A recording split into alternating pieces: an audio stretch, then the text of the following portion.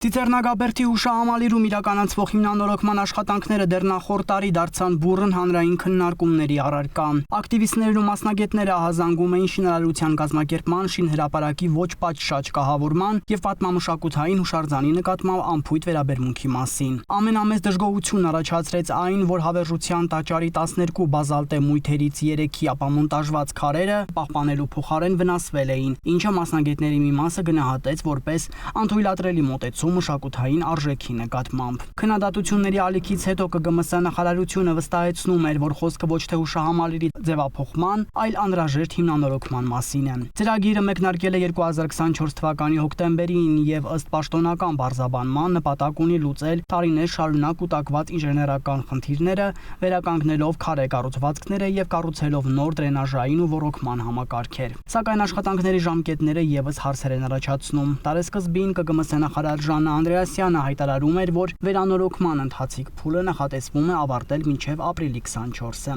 Այդ հայտարարությունից արդեն շուրջ 7 ամիս է անցել, սակայն աշխատանքները դեռ շարունակվում են։ Որևէ մտահոգություն մեր քաղաքացիները կարող են չունենալ։